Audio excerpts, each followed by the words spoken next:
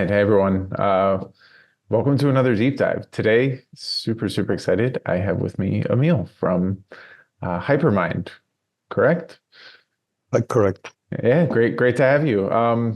So this was, I just told you, but we've been doing this kind of journey into prediction markets as of, especially I would say like the whole crypto scene has been going into prediction markets a lot more lately.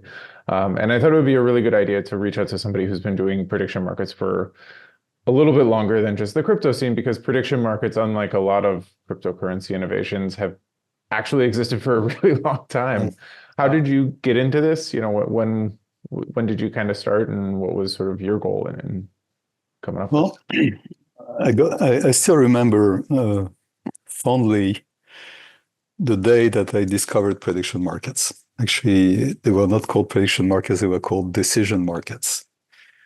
And I was at the time a scientific journalist, um, and reading about stuff on the internet. It was 1999, right?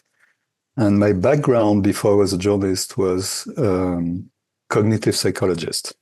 So I have this PhD from Carnegie Mellon in psychology, studying how the brain works, etc. And when you dive into the algorithms of the brain, of the mind, you find that it's all based on collective stuff, right? It's all a bunch of a society of agents that collaborate and compete in order to drive your thinking, right? And mostly at an unconscious level, obviously. But it's a lot of, you might say your intelligence is essentially collective intelligence, right? And it's reflected in the algorithms and the models that you build when you try to understand how the mind works. So that was my sort of my guiding insight for my interest in intelligence actually derived very quickly into an interest in collective intelligence. And when the internet became popular around 96 to 99, some ideas started coming out, especially from Robin Hanson, who you may have heard about already, right, in your podcast, sort of the grandfather of prediction markets. And he wrote this article in 1999 called Decision Markets in IEEE magazine. And it talked about how you could use now the internet to gather the collective intelligence of people who would bet in order to derive the most accurate forecast, and therefore perhaps also drive decisions based on the best estimated probabilities from a crowd. Okay, and this was like 5 years before the Wisdom of Crowds book came out. It was a completely new idea that suddenly, for the first time in humanity, you could actually imagine collaboration of collective intelligence at scale because the internet. Before that, you could do it in small groups in a room, right? But you could not do collective intelligence at scale with humans. You could study it in ants, termites, birds, whatever, fish, not with humans. But suddenly it became possible with humans. And it was sort of a tipping point, like, ChatGPT a couple of years ago. Suddenly something happens that changes the possibilities of how we can be smart, right? And so Hanson's idea that you could drive decisions using the collective intelligence of forecasters, bettors through these betting platforms he would call prediction markets, was really powerful. And for me, as a journalist at the time, I thought, this is fantastic. As a journalist, I can give people the best news of today, and the people can react by giving me the best predictions for tomorrow based on the news of today. So it's sort of a virtual cycle. And, it could even extend, the model that was existing for the financial media, right? Nobody would read the Wall Street Journal unless you could also play the stock market, right? It's just too boring, right? So, but because you have to play the stock market, you need to be informed about these boring things in order to make money, right? So it's a virtuous cycle that derives interest in financial news because you can actually make money off that uh, knowledge that you gain and you filter and you build on, right? So imagine if you could do that for not only financial news but geopolitics and political stuff, societal stuff, etc. So it exists in sports, it exists in finance. It didn't exist for anything else, and now prediction markets would open this up. And so I thought that was a really powerful idea. At the time, there was only one prediction market going on, maybe no, actually a couple. There was the Iowa electronic market, like a small scale, real money, limited real money prediction market out of the University of Iowa Business School. It's actually the first official prediction market in the US or in the world, in the modern era, even before the web, right? It was like 1988, so it was internet-based, but not web-based. And there was another very small-scale thing called the Ideosphere, which may still exist. For some reason, it was like super, super geeky. And I just thought, we could do it on a larger scale in a more user-friendly way, and with actual media partnerships. And so very quickly we launched something called News Futures in 2000, which a year later partnered with usatoday.com in order to drive this synergy between the readers and the journalists by feeding the news to the readers and the readers feeding new predictions that are relevant to those news. So we did this on financial stuff and on sports stuff within USA Today. And that was great fun. So that was the beginning of the modern era of prediction markets. And at the time, obviously, it was completely forbidden to do it for real money. Yep. Except with like exemptions from the CFTC, like the Iowa Business School had. So we decided to do it for, based on the business model of advertising, which, of course, in the middle of the internet bubble just completely exploded, and the advertising model just disappeared very quickly. But something happened at that point in 2002, is that companies started to call us, like Eli Lilly. Eli Lilly called us and said, hey, you have this great forecasting crowd on USA Today.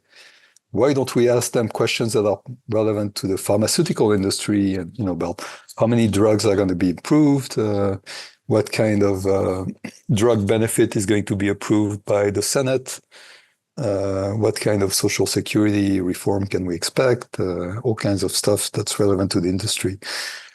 And so that, I think for the first time, was an example of how you could use these prediction markets not only to make money or to allow people to have fun, or to allow maybe somebody like the operator, bookmaker, however you want to call them, to make money off of the whatever money is in the pockets of people who would bet and lose, right? But to actually have a business model based on the accuracy of the collective forecast, where suddenly people who need predictions to drive decisions in business or in government would be able to ask a panel of trained forecasters to collectively give them answers that they don't have anywhere else. And so that's the business model that we still exercise today, but it started then in 2002.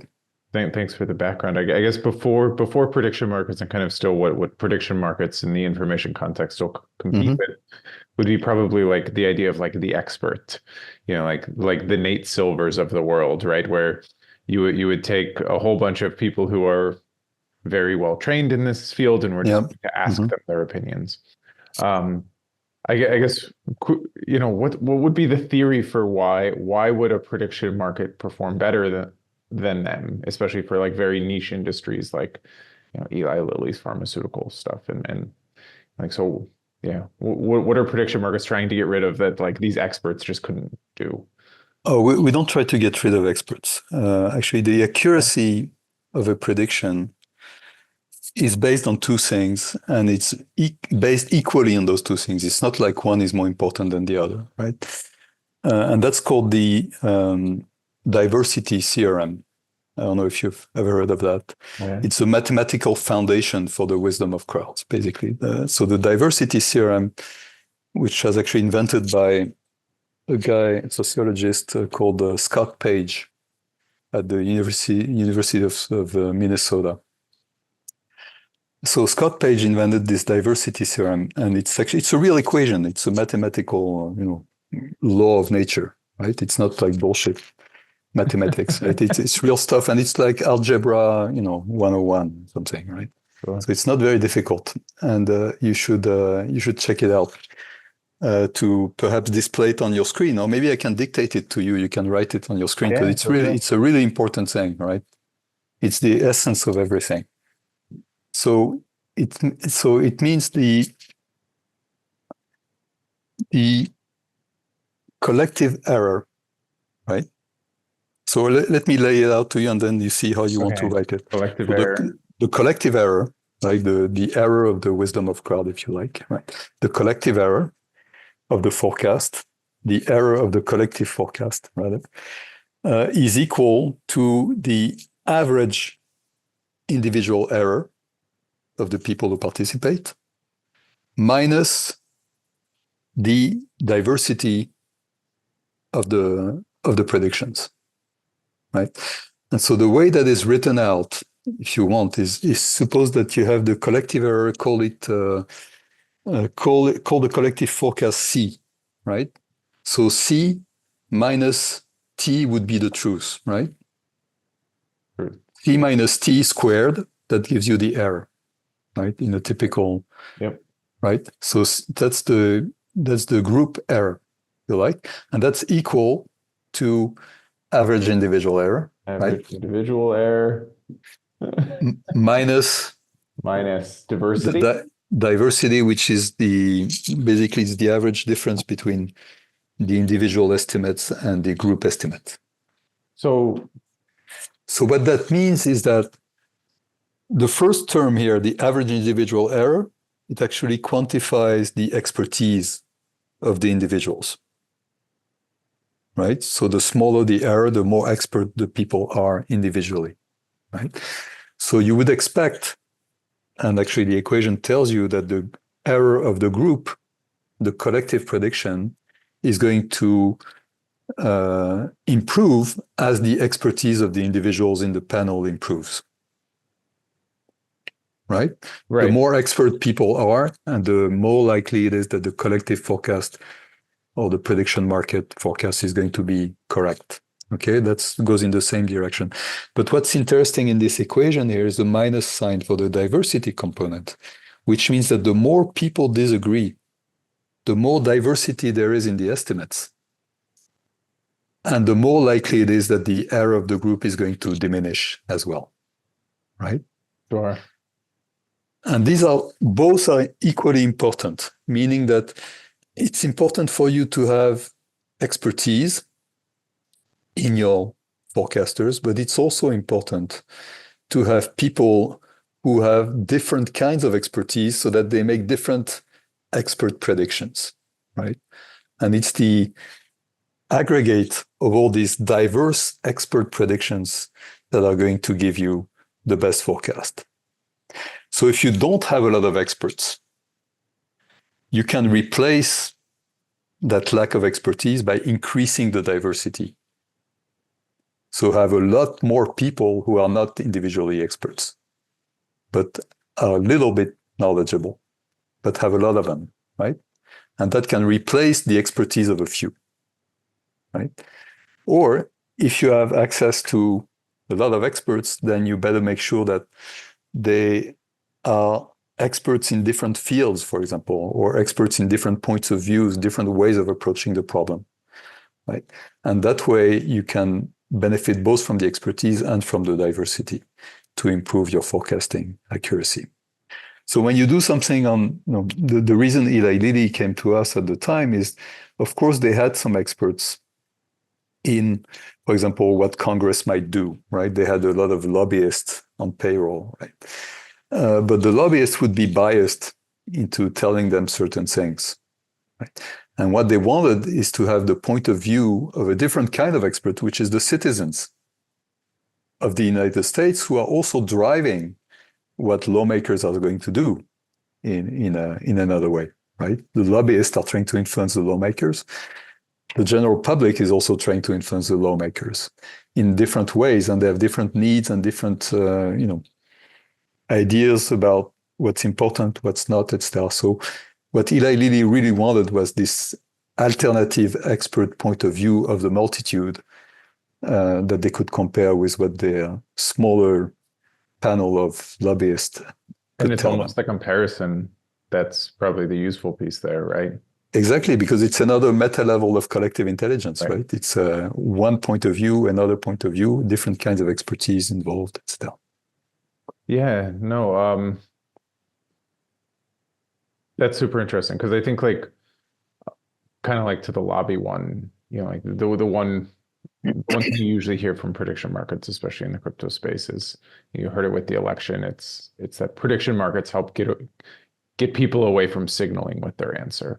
So if you feel like, maybe you don't want, if you're actually forced to place money on some of these bets, then now you're not going to say who you hope to win in the sports team betting. You're going to say, who you actually think is going to win, and therefore it's probably Right. more In powerful. theory, in theory. In theory, and I mean, I Yeah. guess I get well, and that kind of comes to my next question. How has some of this stuff worked out over time? Is it because like this is to kind of ground some of the people going into creating prediction markets protocols in crypto who say this is going to reshape how we do governance.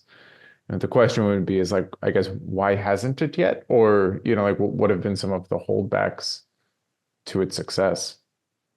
Well, so I can attest to this, the history there. Yeah. So first of all, it's only been a very recent development that those prediction markets based on actual monetary incentives are sort of semi-allowed or even maybe three-quarters allowed or something. So I mean you have Kalshi, right, which is a completely, it didn't exist really last year, right? It Right. only It just became, got approved. yeah, it's just been approved, right, with a favorable ruling recently. Polymarket, is basically a bunch of pirates operating from the Caribbean as usual, right? Which has been the history of all these money prediction markets. They have always been operated by pirates without any, outside of the law to try to get at US customers in devious ways. And sometimes it ended pretty badly. Like, in the first decade, 2000, there used to be something called Intrade, Yep. right? Trade sports, and then became Intrade, based in Ireland. And they thought that, they could like cater to the US market from Ireland because they were not in the US and, they didn't care. Right? And eventually they never got approved, and they got threatened seriously by the CFTC after a while for operating illegal betting markets in the US. And eventually the CEO died on top of Everest for some reason, right? So, and then the whole thing sort of crumbled.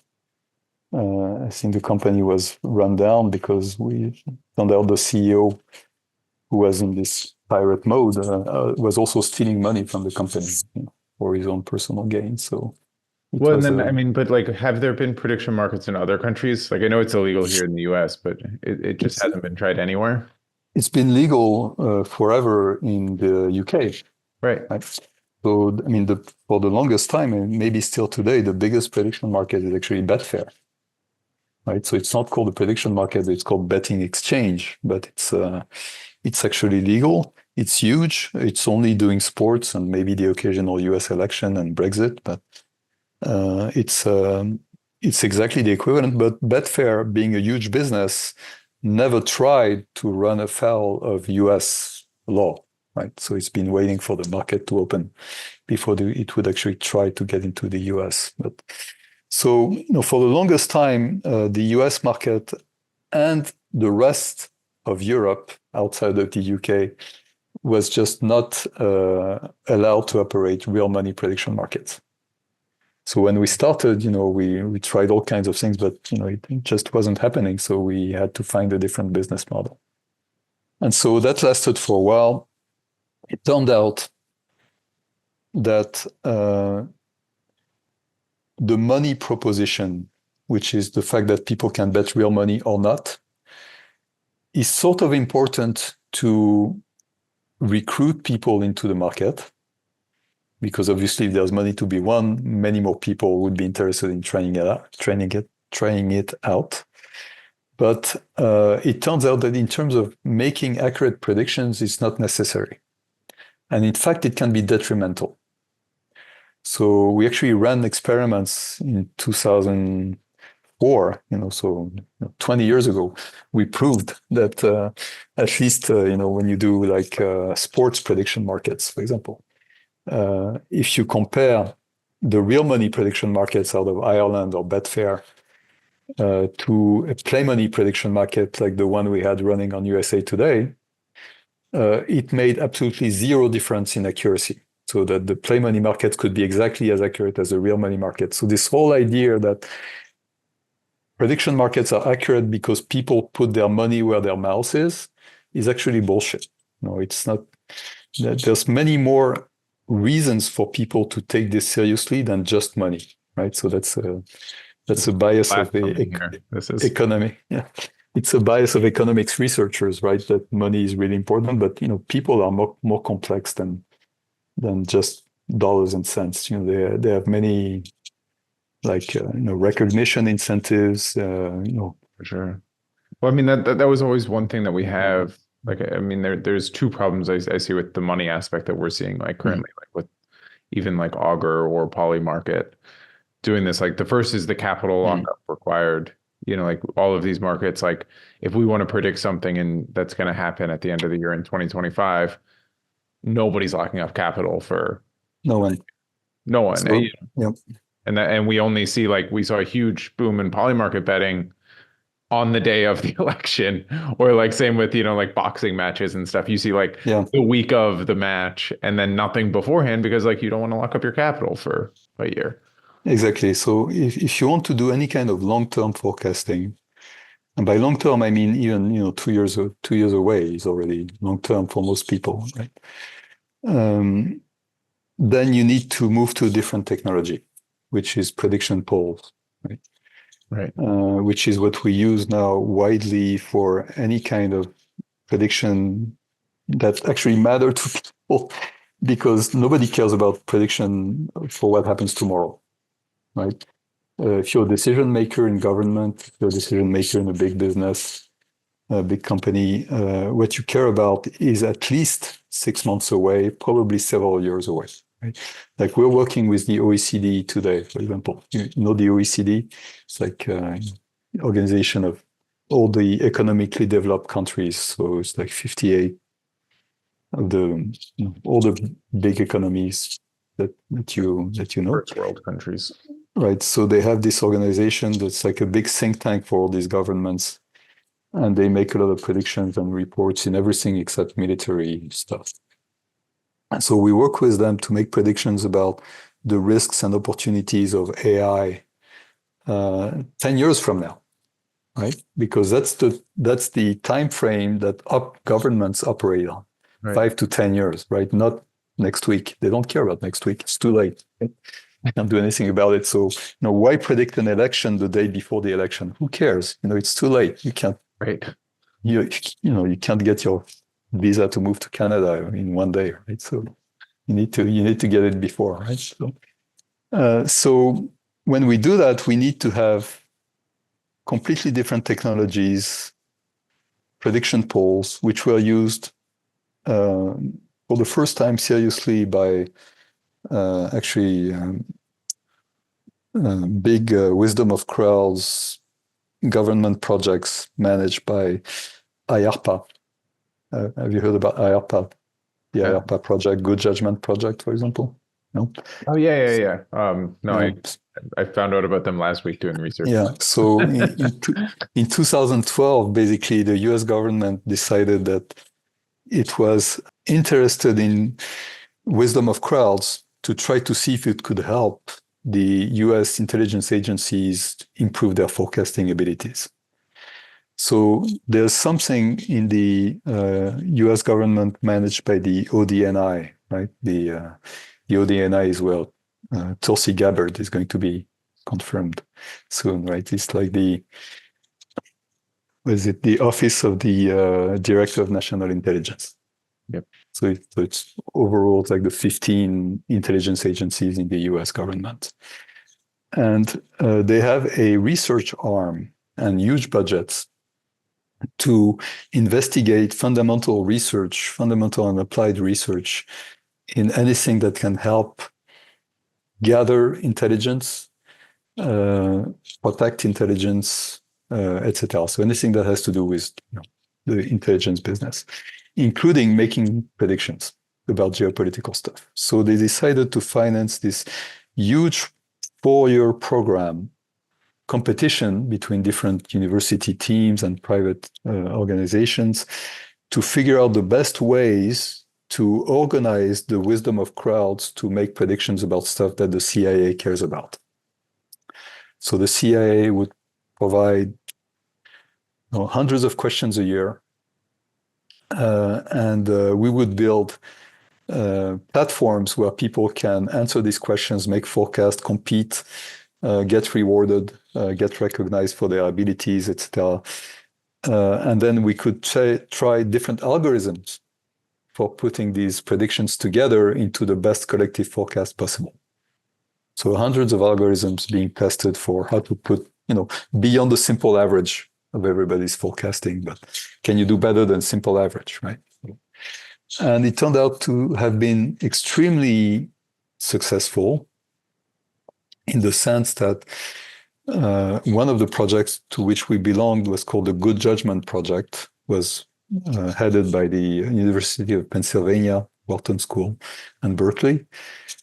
Philip Tetlock, who then later wrote a book called Super Forecasting, about how to be a super forecaster. And it turned out that the crowds of amateurs recruited among readers of New York Times, Foreign Policy Magazine, Wall Street Journal, whatever, were able collectively through these algorithms to make predictions that were at least as good as those of the intelligence analyst professionals in the agencies. So if you run a prediction market inside the intelligence community, which they did at the time, and you run in parallel these prediction polls, on a large scale with like thousands of people, you find the same accuracy in the predictions. There's no distinguishing. And what's interesting is that those questions. yeah, and the analysts are the experts and they're professionals. They get paid for this, and they have access to all the top secret satellite imagery reports, whatever, right? Whereas the people that Good Judgment was putting together into these crowd forecasting competitions, where you and me paid $200 a year for answering these predictions on a website, right? And that's it, right? With access to Google, basically. Right? Sure. And so it was really interesting that, first of all, you get the same accuracy from this huge diversity or this smaller kind of expertise, because they have different views of the world, basically. And the other thing is that if you run these competitions year after year after year, which we did for 4 years, you find that the people who win are always the same, right? So there are super forecasters. Exactly. So that was the great discovery of this program, is the proof, experimental proof, that forecasting prediction is not a matter of chance or luck or instinct or whatever. It's a matter of skill. And Well, you know it's a skill because it's always the same guys who win, right?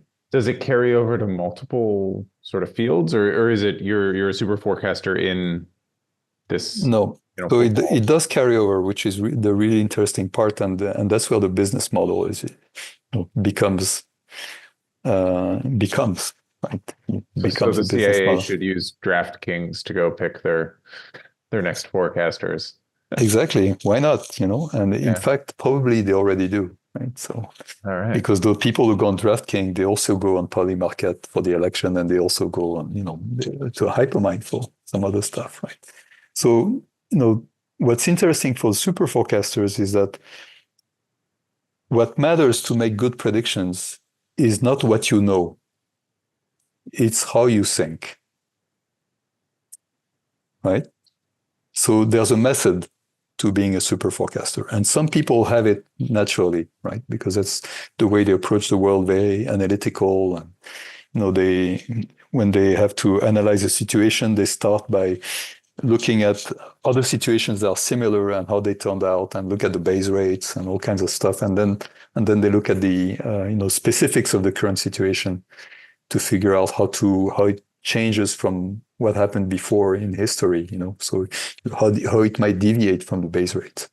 So for example, you take like an election in the US, the incumbent historically wins 2 times out of 3, right? So had Biden stayed in the race, the odds, basically base rate odds, if you look at the history of presidential elections, would have been that he had like 2 chances out of 3 of winning, right? Oh. But then you look at the specifics, and the specifics is that, it's the first time we have a president that's so old running for re-election. It's the first time we have a felon president who's like a total UFO on the political scene, like Trump. There's never been anybody like that before. Probably never will be somebody like that again. So how do you this is not taken into account in the history of similar cases, right? So you have to deviate from the base rate. So super forecasters are just really good at this. Look at the overall history of similar cases and then adjust it by looking at what makes the situation today different from those in the past, and come up with their estimates based on that. Plus, they revise their estimates often, and they really do the analytical legwork and try to get informed. Which most people don't. But this was probably, on the election case, the super forecasters were largely wrong on that one, right? Well, you could say that they were not largely wrong. They were a little bit wrong. They were mostly wrong and a little bit right. Okay. And the Polymarket guys were mostly right and a little bit wrong, right? But on a single case, single event, you really cannot. I mean, everybody was in the coin flip territory there, right? I mean, I know from experience, anything that's like between 40, 60 or 40, 35, 65 is basically coin flip. Well, this is right? kind of the other question for real money. Is there any sort of like self-selection bias due to the fact that it is this coin flip scenario? Like, like I know if I'm an expert on, say, football, and I think there's a 60% chance my team's going to win. If I'm not really of a betting mindset, there's still a 40% chance I'm going to lose, and it's not, like it's not, maybe not be a repeat game. So like I will probably just not play, right? Exactly. If you have, let's say, even 10% chance of being run over by a car when you get out of this building today, you're going to stay put, right? Right. Okay. Even though, 9 times out of 10, you'll be safe, but, you can't take the risk, right? So it's the same thing here. And I mean, my inkling in this particular election is that the Polymarket was lucky to be on the right side of 50-50. Because it was on the right side of 50-50, mostly not so much by extra information that it was plugging into its model or whatever, right? Because the models were all like 50-50 everywhere. Right. There was no information really that Polymarket had that Nate Silver didn't have, or The Economist didn't have, or whatever, right? You had that crypto intuition. That was Well, you could call it a crypto bias, because the echo chamber of everyone we know loves Trump. So exactly. So there was crypto bros basically being on right. more on one side of the equation than the other, and they got lucky on this side. But maybe they'll be flat wrong on the midterm for the same reason that they got lucky on this one. So with a single event, it's very hard to say. The track record, when you look at even play money stuff like Hypermind over 10 years, because we've been operating now this particular version of the prediction market for since 2014. So it's been a bit more than 10 years now. The track record, and it's true for probably the others as well, is that the price on the market has an incredibly tight correspondence with the frequency of events in the world. So when the market says 30%, the event tend to happen 30% of the time, right? And the correlation, I was just looking at it today on how many questions, about 1,000 questions with maybe 4,000 different possible answers over 10 years, about 1 million bets processed. The correlation between the probability estimate of the market and the frequency in the real world of the events is 0.997 correlation, right? So the R squared is like 0.995 or something, right? And it's just crazy. And the deviation is 1%. So it's like reality, the reality is like the prediction minus 1% or something like that. That's the result, right? So you only get that kind of view, though, if you do it on many, many, many, many different events. Yep. Otherwise, it's too noisy. You can't compute the calibration. You cannot say today that Polymarket has great calibration. There's not enough data yet to know what's the track record of Polymarket. Well, and then, I mean, this is one of the, like, kind of on the self-selection bias problem with people just won't play. Do a lot of these markets, like kind of like I was talking about, like I'm not going to play unless the markets get really sort of noisy and really off, right? Like then I might. So like, is there sort of a societal negative in some of these things that like we want a bunch of losing gamblers to come on this platform who don't know anything, so that way the experts will be incentivized to come on? Exactly. That's true for markets. Yeah. Right? Especially if your business model is to try to have as much volume in bets as you can so that you can take a fee, of the winning or the losing bets, right? So that's the business model for Polymarket. We only care about the accuracy of the predictions that come out. We don't care about the volume. We don't make money. We get more of a headache if we have 10,000 people than when we have 1,000 people participate, right? Because we have to manage 10,000 instead of 1,000.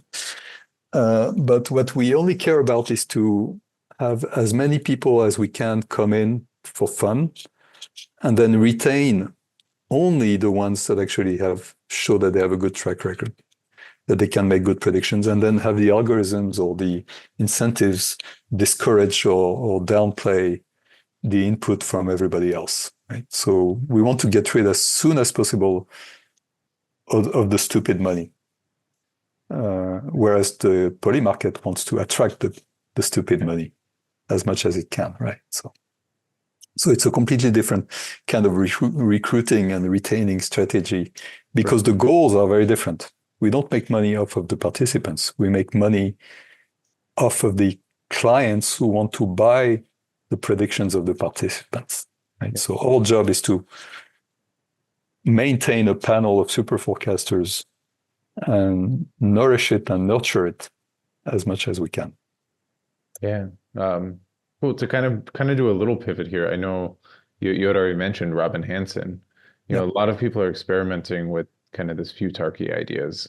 Mhm. with like how can we use prediction markets? Like we're just going to link, say, our token to if you can have a prediction, like if we do this action, then the token price is going to go up in a year. If we do this one, it's going to go down. So we'll have a prediction market on what we should do.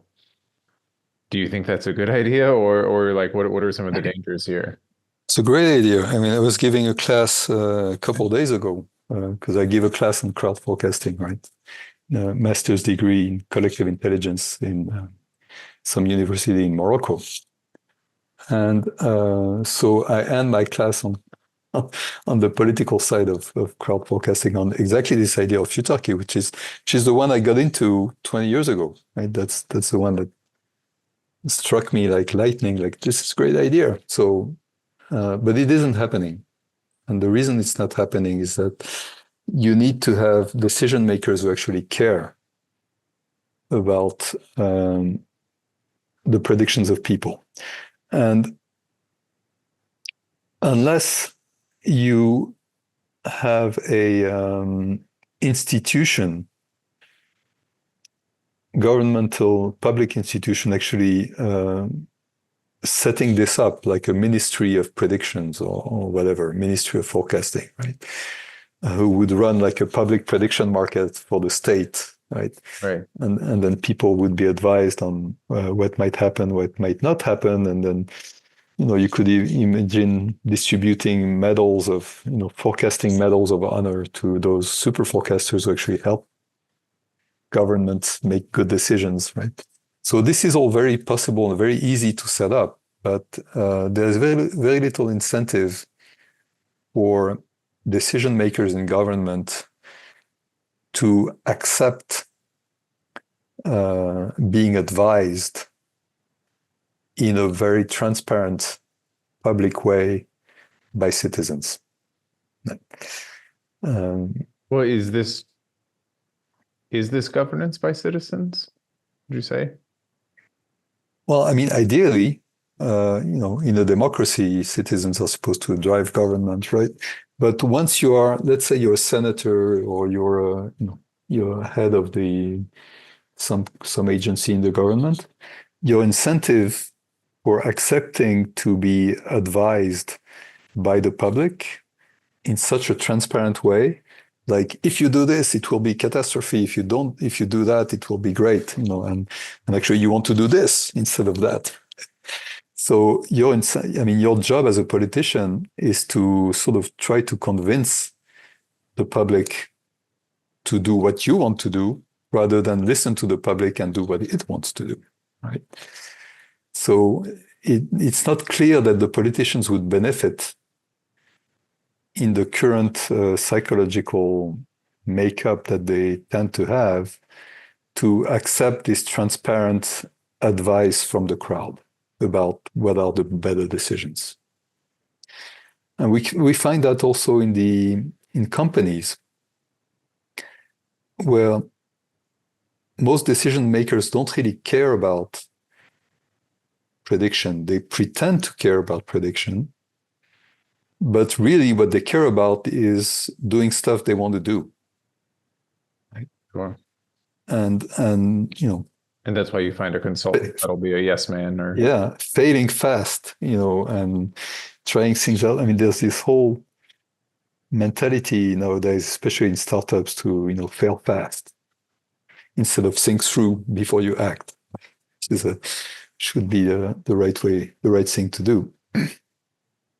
But that said, even though it's so hard, it's very easy technically to implement this futarchy thing. Very easy. It would be very easy tomorrow to set up a prediction market on anything you want and get advice from the crowd as to higher probability for reform A or reform B for achieving your success. I mean, it would be trivial. It becomes very complicated when you start having real money involved, because politics and real money, even in America, it doesn't mix well, right? In the minds of people. Even in America. Even in America, where there's big money, right? Especially when you touch on sensitive subjects, well, like terrorism, stuff like that. Well, I mean, part of my fear with sort of giving if you're sort of democratizing, you're not necessarily even democratizing decision making. You're sort of handing decision making to a market. Right, that's even worse, right? It's like But you that's what you it feels like a lot in this sense, especially if you're doing yeah, the pure, say, poly market yeah, betting type futarchy. Um, it feels like maybe there's like other values that aren't necessarily encapsulated in this a market. So, like you can say like, which policy, whether the FTC goes after Amazon or not, which one makes the economy grow faster? And yeah. it's like, well, obviously, if we don't go after, we'll probably have a higher GDP, but like, is that the actual question we want to ask? Right. What's So deciding this? it could be, yeah. So you have to decide on what's important, right? So you could Right. decide, do we want to elect Harris or Trump? Well, based on what are you trying to achieve? Are you trying Right. to achieve, more oil, or are you trying to achieve more wokeness or whatever, right? To make things simple, are you shooting for a happier average American 4 years down the line, or are you shooting for lower inflation or for better health outcomes or whatever, right? So you have to have this sort of panel, palette of different goals, and then assess whether your decision is going to achieve those different goals, right? So that's one thing. The other thing is that the idea of removing the decision power from elected officials or institutional decision makers is just a non-starter. There's no way. No way people are going to give power back to the market instead of having humans make decisions, right? And even if you look at the poly market resolution method, right, which is sort of completely decentralized, etc., for deciding what actually happened, how do we close the question? That tends to very quickly become very controversial, and lots of people get disgusted by whatever outcome was decided. Even though it's Presumably, very rarely controversial. exactly. So it's completely utopian to believe that you can solve this by removing humans from the equation completely, by having algorithms or decentralized whatever decide what happened. You can't do that because reality is too complex. You will never be able to define it properly. You have to defer to human judgment in the end for resolving the ambiguities. That's why you have Supreme Courts and stuff like that. Right. Juries. Yeah. So these predictions can still be useful, and you just have to find the right use cases. So the biggest clients today for accurate crowd predictions are governments. People who actually need to make predictions about, not the immediate stuff that happens tomorrow, but like the medium to long term stuff. And using these prediction polls, you can actually do that quite easily, or actually much more easily than you could with a market, because there's no tying up your liquidity Yep. over the long term, right? It's only about making good predictions, getting rewarded for them eventually, right, etc. And so, for example, we're launching mid January a big crowd forecasting experiment in Europe. It's actually financed and organized by the Swedish Defense Research Agency to help the Ukrainian intelligence, military intelligence, get a better grasp of everything that surrounds the Ukraine war, right? So in terms of war, in terms of politics, military developments, the politics around the war in Ukraine, around the world, and the economics of the war in Ukraine, maybe like, what happens to the Russian economy eventually this year, etc. So they will have this crowd forecasting competition that will cover all these topics, inviting everybody around the world to participate who cares about what's going on in Ukraine. So I think, this is a great example of governments trying to put this to good use to actually help make the world a little bit better, right? So, and helping people like you and me who actually care about what happens in Ukraine to contribute something, in the, other than through our taxes and missiles. So, Yeah. Um, well, yeah, I mean, we're coming up on kind of an hour, but the one question I would be really interested to hear your take on, if you were talking out there to a bunch of crypto pirates who are planning on doing experiments, what Mhm. sort of experiments and what things would you like to see that haven't been built yet? Or Well, I'm not a huge fan of crypto betting because I think the crypto itself is already such a big bet.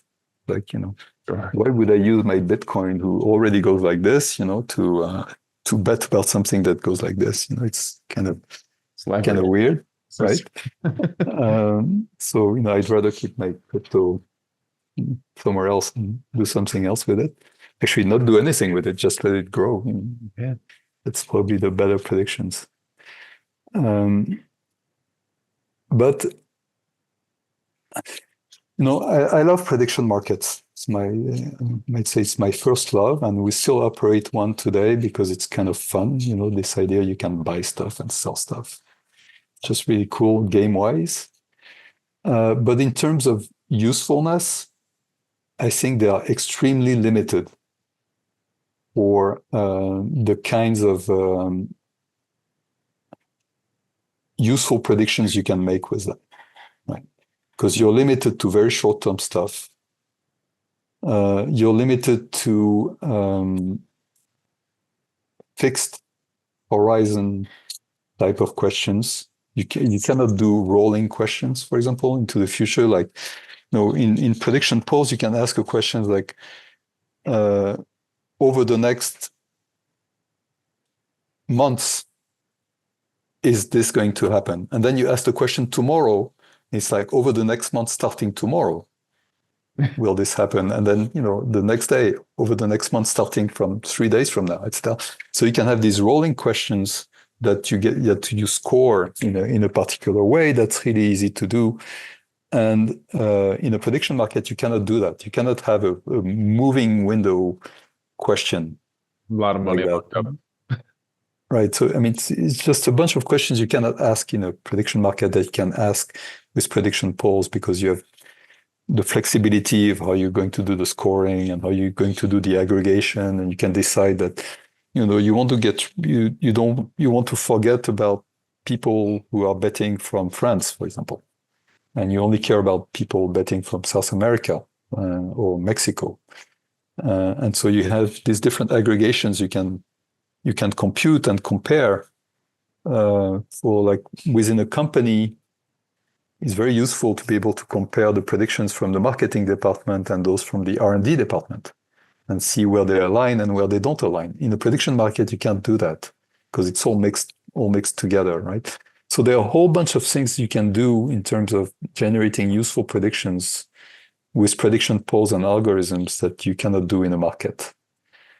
And at the same time, the accuracy of both when they can be compared is basically the same, Yep. right? It's not like one is better than the other, but you have more flexibility with the other technology. So I don't know if that helps the crypto bro experiments, This is great. No, I mean it's but sobering nonetheless, but I think well, are there theoretically any markets that you guys shy away from just because you're afraid of, say, regulatory consequences or, no, any, because we're a play money game. So, okay. we can do markets on terrorism. We can do assassination markets. We can do whatever, it doesn't matter because it's not betting, it's not real money. So it's just fun and games. Yeah. Well, I mean, like, But, do you yeah. think, yeah. Well, I know people always talk about that as a problem with crypto. It's like if you have enough money in there, like real money, it's actually going to affect the outcome of the game Yeah. if it gets big enough. And yeah, Yeah, so the big advantage of the play money things, and the reason why the play money markets can be as accurate as the real money markets, is because there is in a play money market there's perfect correlation between the weight that you have in the market, how much influence you can have on the price, and your past accuracy on the previous questions. Because the only way to gain, typically everybody starts with the same amount of play money. And then the only way that you can become a whale is not because you were selling Teslas, has nothing to do with the markets you're betting on, but it's because you were making good predictions on the previous bets, right? So the people who are whales in play money markets are the super forecasters. There's perfect correlation. Whereas even in a stock market, NYSE or whatever, then the people who can bring to bear the most money are not necessarily those who make the better bets in the previously. Yep. And in sports markets, it's even worse. I mean, you can have an emir from Kuwait, bet $1 million on the Arsenal game in soccer in the UK, and for them it's like it's the equivalent of you betting $10. Right. So there's throws the whole market. Exactly. So there's no correlation between knowledge and influence, right? Whereas in play money markets there is perfect correspondence. So that helps. All right. No, this was super fun. Yeah, we'll create a prediction polling token and we'll go launch it someday. This will be good. Right. Why not? No, but I guess where can people find out more about Hypermind and about you? Hypermind.com. Okay. And we can go sign up and become super forecasters, right? Some of you, 2%. Okay. It's only 2% that do really well? 2% are the super forecasters. Everybody else reverts to the mean. They might get lucky, but if you're among those 2%, welcome. That's awesome. Come, because there's money to be made for you. All right. Yeah. Well, thank you so much, Emile. This was an awesome talk. Thank you very much, Nicolas. Ciao.